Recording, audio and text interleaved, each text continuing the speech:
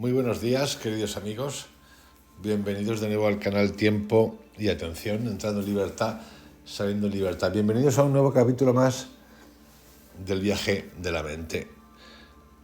Ayer, en la vibración mental, me recreé explicando la vibración mental de la vergüenza y sus consecuencias. Siempre recordando que lo estamos haciendo para si alguna vez hemos pasado por esa situación, que seguro que sí, o si seguimos pasando por ella, consigamos soltar, relajarnos y entregar. En esa triple secuencia, que ya es un moto de este canal, que es entender la consciencia de nuestra vibración, que es igual a la atención, mover la energía, las energías, que al final es la energía y el silencio. Hoy, en otro podcast, que es el viaje de la mente, vamos a tratar el tema de la culpa y el odio vengativo. Todo esto dentro de esa plataforma del mapa de la consciencia de David Hawkins. Yo os invito a que leáis cualquier libro de David Hawkins directamente. Yo lo que hago, lo que estoy haciendo desde hace tiempo, es interpretar los libros que leo, las cosas que hago, las cosas que me pasan y me han pasado, las experiencias que he tenido, en un compartir que es un entrenamiento y un descubrimiento para mí, y a la vez comparto con vosotros. Cada uno en su camino, en su elección. Nosotros no podemos querer a nadie, amar a nadie, si nosotros no nos queremos. No te voy a decir la importancia de compartir con los demás, sí, excepcionalmente sí. Nosotros no podemos amar a nadie si no nos respetamos. ¿A quién? A nosotros. Así que dicho esto, nos vamos a ese viaje a la mente, que ya lleva un montón de capítulos y que tiene que ver con la culpa y el odio. La culpa, que comúnmente suele utilizarse como culpabilidad en nuestra sociedad para manipular y castigar. La culpa, ¿de quién es la culpa? Habéis oído muchas veces, ¿de quién es la culpa? Enseguida, pero ¿de quién es la culpa? Esto yo lo he oído muchas veces de gente que ha ido a colegios católicos y de gente que no ha ido nunca a colegios católicos. Pero manejan el concepto de culpa, enseguida están buscando al culpable. El culpable de esto es... Esto lo utiliza mucho la religión, lo ha utilizado y lo sigue utilizando la política, la sociedad, la economía. Repito, la culpa, que comúnmente suele utilizarse como culpabilidad en nuestra sociedad para manipular y castigar, la culpa, manipular y castigar, ¿esto qué es? Esto es doctrina, esto es propaganda, esto es relaciones públicas, PR, lo que llaman relaciones públicas, un eufemismo de la propaganda. Se manifiesta en una variedad de expresiones, tales como el remordimiento. Yo hubo una época en la que tenía mucho remordimiento, no sé, era una cosa terrible. Cada vez que hacía algo que no solía hacer, me entraba remordimiento y dices, ¿era posible esto? Autorrecriminación también. Masoquismo, no. Y toda la gama de síntomas de la víctima. Una presencia ahí, una presencia justiciera, cuando siempre en mi vida había podido hablar, bueno, he podido y he hecho y sigo haciéndolo, hablar con Dios, y nunca había un Dios justiciero, estaban en el otro lado los justicieros de los cojones. Pero ¿de qué manera? ¿De qué manera? De nuevo, estoy contando y hablando cosas, a veces hablo de cosas mías personales, sin mucho detalle, pero en realidad yo no estoy hablando de nadie, estoy hablando de algo que nos ha pasado a todos, a los amigos, a los hermanos, a los padres, le ha pasado a los abuelos, les pasó a todo el mundo, ha pasado por estas cosas. Quizá alguno se ha salvado. ¡Qué suerte, amigo! La culpa inconsciente repercute en la enfermedad psicosomática, creando propensión, sí, a cosas tales como accidentes. Comportamientos incluso de me voy para el otro barrio. Muchas personas luchan con sus culpas toda la vida, mientras que otros desesperados intentan escapar de ellas negándolas por completo. El dominio de la culpa lleva a la preocupación por el pecado, una actitud emocional implacable, con frecuencia explotada por demagogos religiosos, gurús, propagandistas, instituciones, personajes, que lo usan como coerción y control. Ambos, pecado y salvación, se comercian, obsesionados con el castigo, actuando probablemente por su propia culpa o proyectando a los demás. Las subculturas muestran la aberración de la autoflagelación, a menudo manifestada en formas endémicas de crueldad, como incluso rituales públicos de matanza de animales. La culpa provoca ira, y la matanza es con frecuencia su expresión. El castigo capital es un ejemplo de cómo matar gratifica a un pueblo enojado y con sentimiento de culpa, pero cuando ha demostrado ser ningún impedimento o tener valor de corrección. En su lugar, se satisface la necesidad emocional de solo retribuir. Este nivel de culpa, que es de 30 bajo, el más bajo es la vergüenza, del que hablé ayer. Este es el nivel de culpa grave y autocondena, que es algo malo, malvado, y que ve a Dios como un castigador, y también ve a un Dios vengativo. No hace falta que hable mucho últimamente, pero si os vais a un país que está por ahí, que le gustan mucho las armas, tienen estrellitas, que siempre son los mejores del mundo, estos hablan de Dios. Dios me ha salvado, dice uno. Dios está conmigo en la verdad, dice el otro. Es brutal. Y claro, todos tienen derecho a usar a Dios. Pero entonces uno dice, pero entonces Dios, ¿dónde está? Y uno salta y dice, está con todos. Pues si entonces está con todos, ¿cómo puede estar con dos que están enfrente? Sí, está con todos. Y la verdad es que está con todos. Otra cosa es como hablan estos, que cada uno con Dios. Pero esto pasa cuando digo, ¿la meditación sirve? Sí, no. ¿La psilocibina sirve? Sí, no. ¿La respiración sirve? Sí, no. La culpa es un comportamiento aprendido con los principales componentes psicológicos. Participa la sociedad, participan los padres, cuando son nuestros padres y cuando nosotros somos padres, y participa la religión, así como la programación negativa de los programas sociales. Sí, pero no penséis que estoy hablando de los programas sociales católicos, cristianos, apostólicos, romanos, judíos, musulmanes, no, también está en el otro lado, en los que rechazan entre las religiones. A ver si pensáis que en el otro lado está la verdad. Así, la vergüenza puede predominar, con el consiguiente autojuicio como indigno, de poco valor, no mereciendo ser amado, y un gusano sin valor que es odiado por Dios y no merece la salvación, y mucho menos el perdón. Este es el nivel de autojuicio que es imperdonable y más allá de la esperanza o la redención. La culpa tiene la forma de penitencia, autoodio, psicológico y físico autocastigo, suicidio, autoabnegación, atentos a esa palabra que es terrible, y la adicción a la propia propagación. Oh, mira, Dios, mira cómo sufro.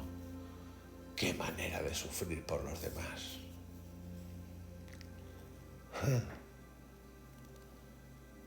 Víctima.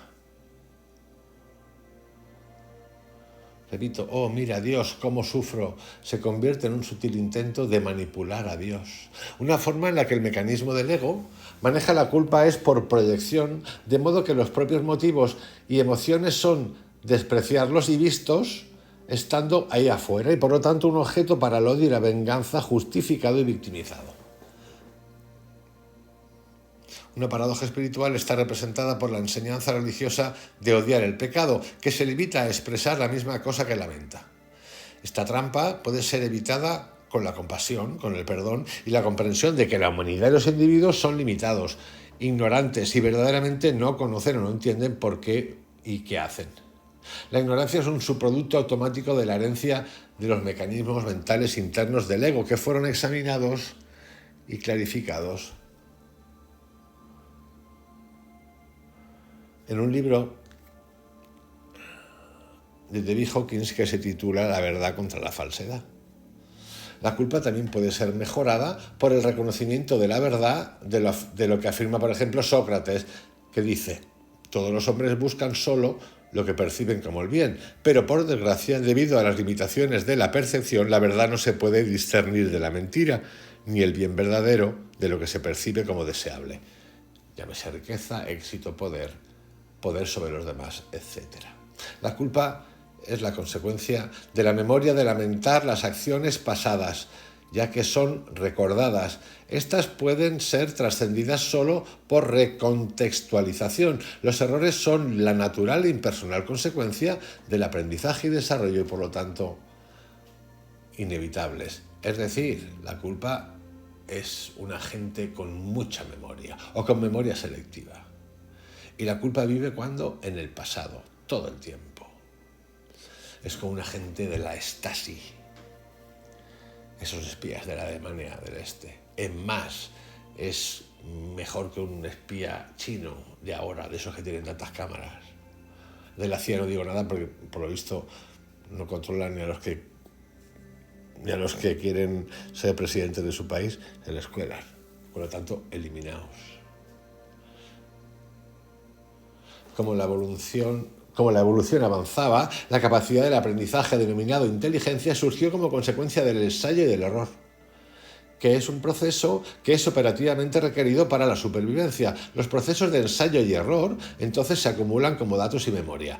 Estos se acumulan en largo y vívido tiempo continuo de los eventos del tipo después y ahora. El presente yo es y el formato yo era, y en verdad lo que era no es idéntico a lo que es. Lamento y culpa resultan de la ecuación del yo presente que es con el yo anterior que era, pero ya no más y no son lo mismo. Es decir, resumiendo lo que he dicho hace un momento, tira del pasado, es un agente, y tira del pasado en el presente, porque necesita.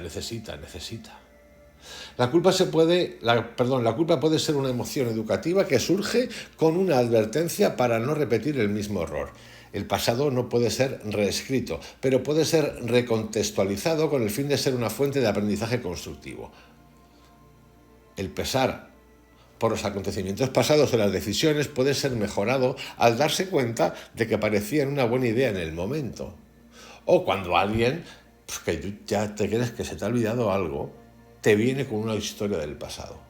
Sí, pero tú te acuerdas. Pero vamos a ver, pero no, ya no está perdonada. Sí, claro, ya está todo perfecto, pero tú te acuerdas y otra vez te lo saca.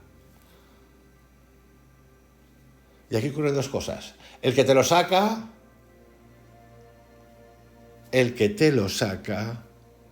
no ha trascendido nada. Vive todavía en la culpa y quiere culparte, aunque diga que no. Y tú, al verte afectado, confirmas que todavía no has superado eso. En la medida en que la mente humana es defectuosa y no omnisciente, la culpa y el arrepentimiento se obtienen por la ignorancia y la limitación y representan etapas evolutivas. Los errores del pasado se deben a la limitación y pertenecer a un cierto punto en la línea del tiempo de la evolución. No solo personalmente, sino también colectivamente. Lo que era aceptable en el pasado ya no es aceptable hoy. Por ejemplo, yo he ido a médicos cuando era pequeño que te recibían fumando. O iba a los médicos de la Seguridad Social, a la salud pública, y estaban fumando. Pero fumando dentro. O en el colegio. Y sí. Os pongo un ejemplo del que antes era aceptable y eran médicos, ¿eh? Han pasado 50 años, ¿eh? Un poquito menos, ¿eh? Tampoco pasa tanto, ¿eh? Bueno, algo pasaba. Esto para que entendamos muchas cosas de las que pasa hoy con los medicamentos. Lo que era aceptable en el pasado ya no es aceptable. La ignorancia se debe al error de percepción o interpretación. Entonces, cualquiera que sea la contienda del arrepentimiento puede ser, en realidad es el mismo defecto idéntico, pero que simplemente aparece en circunstancias distintas. Es decir, lo que antes era una era normal, ahora es una barbaridad, pero seguramente dentro de 20 años lo que ahora es normal también será una barbaridad. O también puede ser que pasemos de barbarie a superbarbarie a la hostia de la barbarie, que también ocurre. La literal absoluta definición de la palabra pecado es error. Me encanta. Tropiezo me gusta más. Tropiezo. Más tarde se convierte en compuesta por los dictados religiosos, las elaboraciones y las clasificaciones de acuerdo a los grados de gravedad y a la presunta culpabilidad. La culpa es como el infierno, se la inventan para joder al prójimo y para controlarlo. Y se la inventa la ley, y se la inventa la religión, y se la inventa la monarquía, y se la inventan los papas, y se la inventan todo aquel que no acepta la libertad del otro.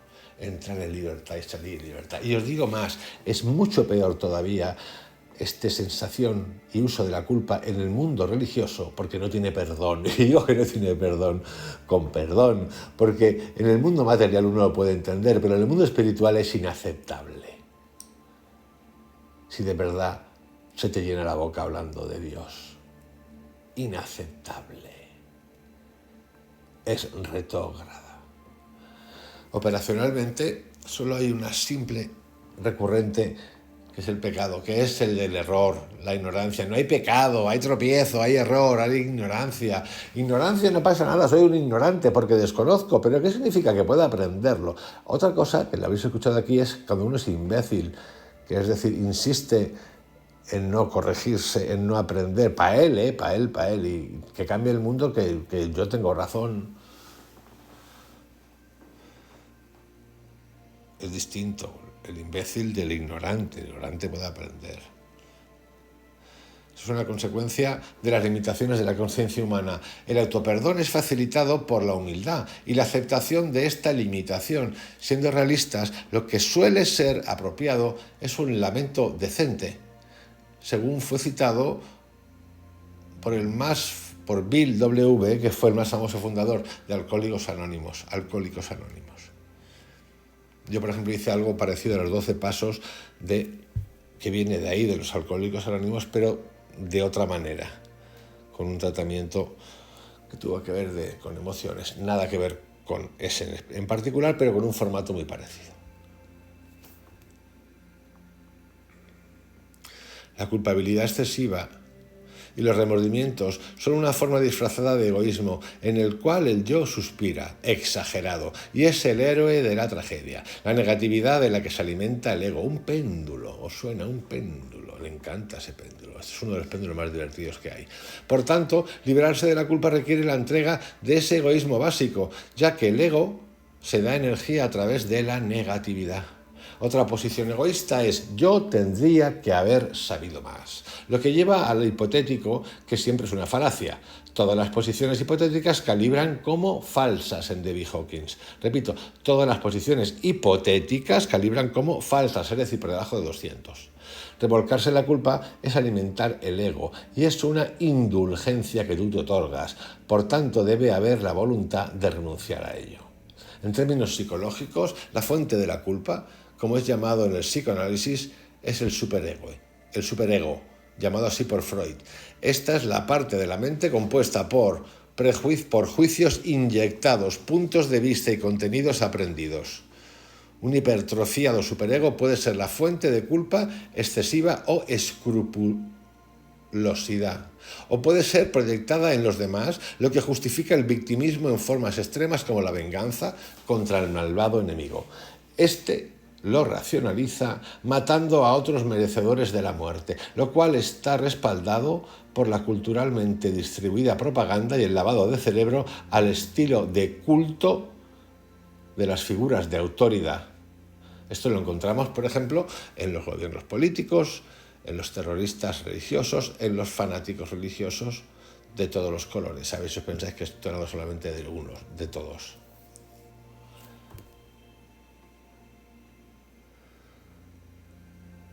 de todos. Y ocurren cosas fantásticas. Por ejemplo, voy a poner un ejemplo de esto que es brutal. El gobierno de Estados Unidos tiene relaciones fantásticas con el gobierno de Saudi Arabia, pero que se quieren mucho de toda la vida.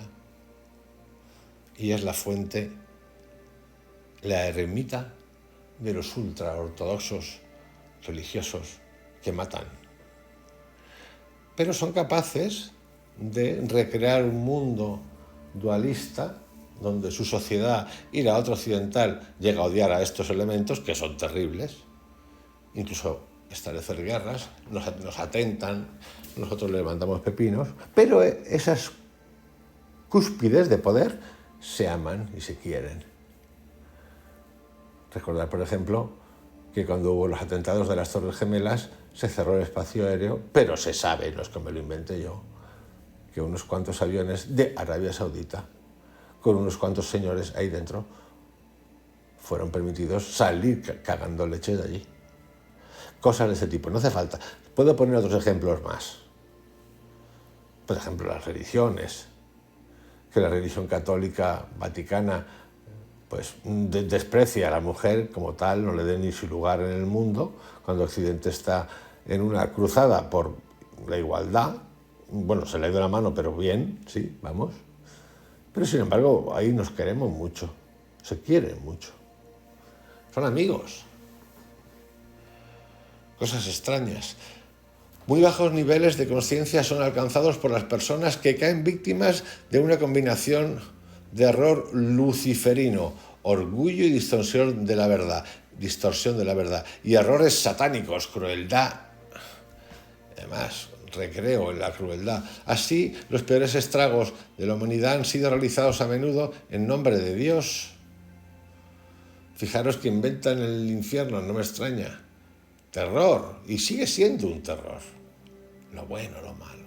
Desde el punto de vista del desarrollo que pone manifiesto las limitaciones del ego, se puede observar que los autores de la barbarie son las mismas víctimas de los niveles rudimentarios de la conciencia. A ver, el ser humano cuando, por ejemplo, le matan a alguien, así, sin venir a cuento, luego podemos entrar en disquisiciones de espíritu, de has atraído esa energía o no, otra cosa. Pues lo más normal es que le entre un acto de venganza, que se lo quiera cagar al otro. Y sí, por eso muchas veces digo, es que dependiendo de cómo esté, aquí hablamos de unas cositas desde el punto de vista occidental, que todo está bien, pero claro, es impensable. Bueno, pero pasa, es impensable, pero pasa. Pero en otros lugares pasa mucho, porque viven de otra manera. Porque la vida tiene otros matices. Pero Occidente es cómplice. Occidente es mentiroso. Es el gran farsante. Porque no pone límites. Y cada día menos. Es un farsante. Es un gran demonio. Que cuenta mentiras. No solamente las religiones. Los estados occidentales ya cuentan mentiras. Todos. Mentiras, tralala. Del análisis de sus orígenes y dinámicas se puede resumir que la culpa no es sino otra forma de egoísmo en el que el error se inflama en lugar de ser cedido a un poder superior. Dios no es un sádico, de modo que la autodegradación o el autocastigo no sirven ni a Dios ni al prójimo. Dios no es un sádico, Dios no te castiga cara a la pared, ni te pone de rodillas, ni te pone cara de amargo porque has hecho algo. Dios no es ese. Yo siempre hablo con Dios, con la Virgen María, con Yogananda, con Saint Germain, con unos cuantos más, y nunca es un sádico, ni un castigador, ni me ha puesto cara de mala hostia, ni nada. Ni me ha dicho no te da vergüenza. A mí los que me han dicho no te da vergüenza, los que te han golpeado, los que te han hecho eso, no es Dios, nunca he sido Dios. Han sido hijos de puta, perdón, de curas de colegio, que me han querido meter mano, católicos muchas veces, y otras cositas más. Nunca. Y luego, cúlpate, cuéntame tus pecados, pero te has tocado, pero serás pendejo. Pero esto ha pasado y pasa, y sigue pasando igual. Pero pasa también en el mundo espiritualoide.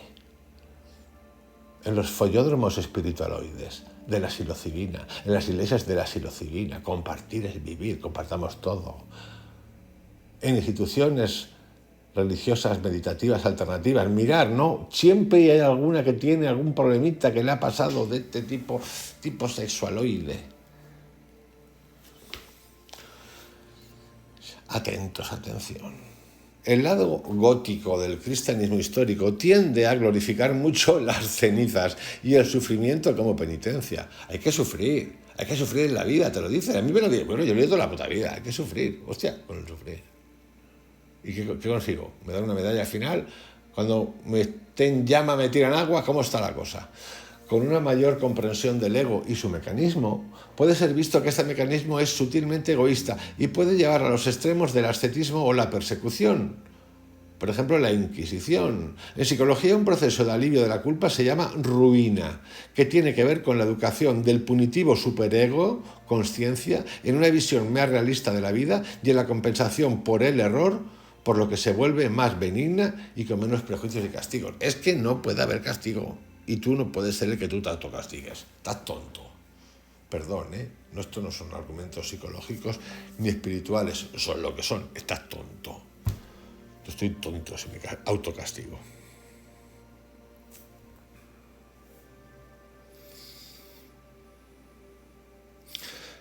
La estructura dualista del ego resulta de la percepción, que es un programa lineal editado, al ser confundida con la realidad. Memoria y recuerdo que no son de la realidad, sino de una percepción del momento. Memoria y recuerdo que no son de la realidad, sino de una percepción en el momento.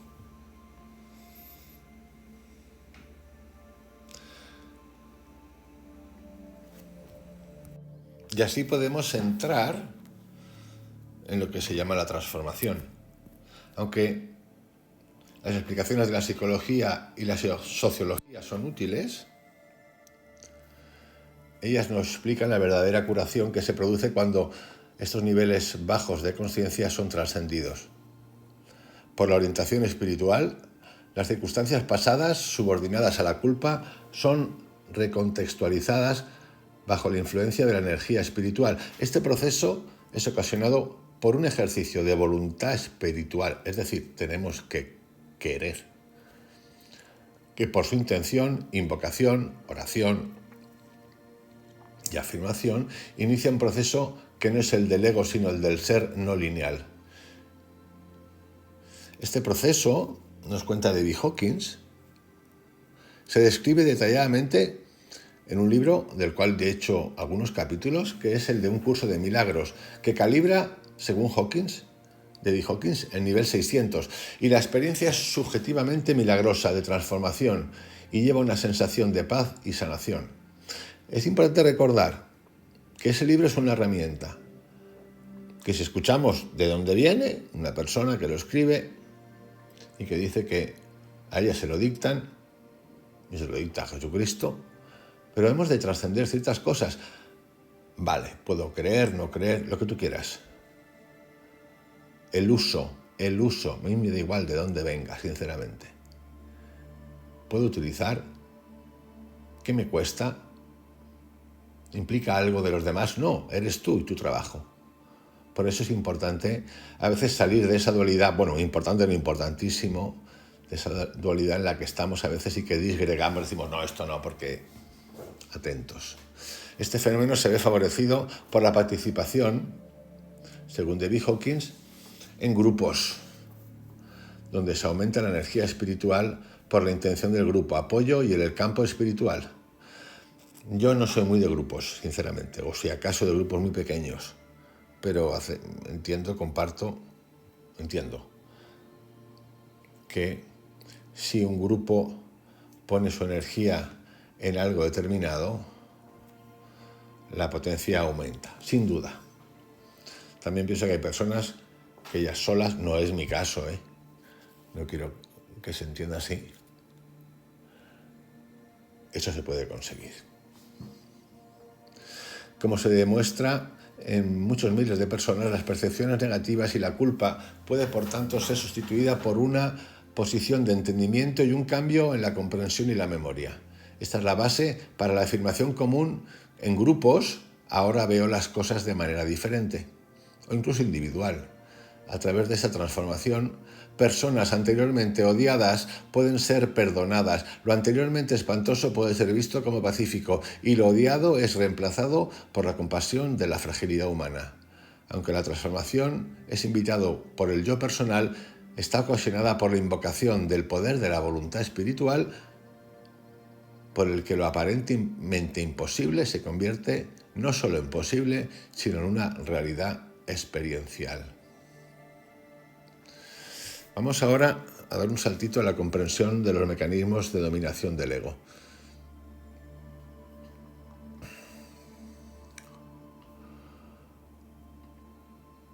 La ilusión es la secundaria, consecuencia automática del posicionamiento, que sucede en una transformación milagrosa que está posicionalmente disuelta y que permitía una mayor contextualización. Fuera del tiempo y del lugar, fuera del tiempo y del espacio, todo se ve de otra manera. El principal cimiento de la persistencia de la negatividad es el secreto del pago del ego a la negatividad. Estos pagos son la única fuente de energía del ego, es decir, nuestras reacciones. Así que ve tanto el perdón como la pasión como el enemigo. En fuerzas armadas totalitarias, por ejemplo, no hay ni se les permite expresiones de benevolencia, simpatía o compasión, ya que son consideradas signos de debilidad y son estrictamente prohibidas. ¿De qué estoy hablando? Absolutamente de los péndulos. Si nos encontramos que en el mundo espiritual la máxima fundamental es: no hay resentimientos justificados. Esta afirmación es aborrecida por el ego y nos dice: oh sí, pero ¿qué pasa con tal y con cual cosa? A continuación repasa uno en su mente, cuando dice sí, pero, esa lista de trapos sucios, letanías de horrores, abusos, injusticias, presuntos argumentos éticos, morales. Cada consejero, patrocinador o profesional está familiarizado con tales recitaciones, incluidos los psicólogos y los psiquiatras. Para recuperarse, la cuestión que uno tiene, ha de afrontar, o lo que tiene que afrontar, es soltar.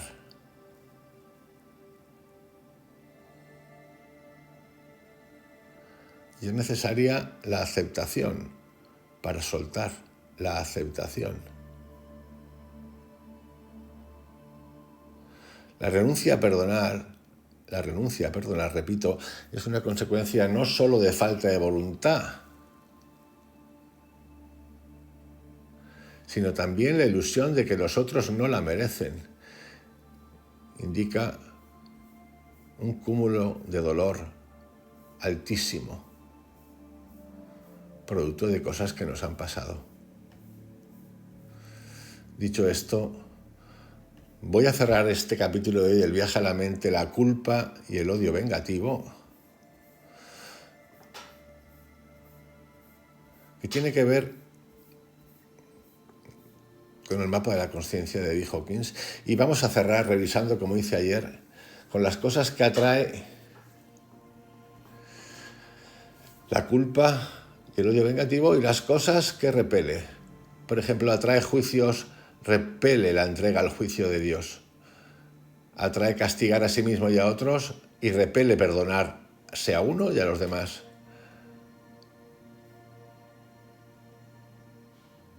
Atrae la no misericordia, repele la misericordia y la compasión. Justifica la negatividad.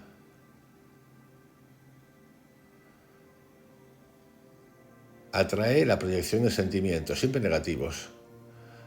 Repele la responsabilidad. Elige la percepción. Rechaza la esencia. Desde el punto de vista rígido y estrecho, repele la flexibilidad. Atrae la penitencia, la autoindulgencia, se aferran a la posición, repele el servicio de los demás, se justifica, siempre ve actores exteriores, disfruta de la mezquindad, repele el ser amable con uno mismo y con otros. Elige lo negativo, repele lo positivo. Siempre se considera que es recto. Rechaza la posibilidad de estar equivocado. Es impotente, atrae lo impotente, lo que le refuerza, lo cruel, lo tacaño, lo vengativo. Rechaza lo benigno, la beneficencia, lo misericordioso y lo benevolente. Paramos aquí en este capítulo nuevo. El próximo día vamos a tratar uno que tiene que ver con la apatía. Si habéis visto la película Inside Out, del revés, la primera parte y la segunda que le acaban de poner, por lo menos en España, aparece la apatía. Si la habéis visto ya sabéis de qué hablo. Mañana trabajaremos con la apatía. En francés se llama ennui, que es como más fantástico. Tiene su punto, pero es un poquito peligroso. Un abrazo bien grande, hasta mañana.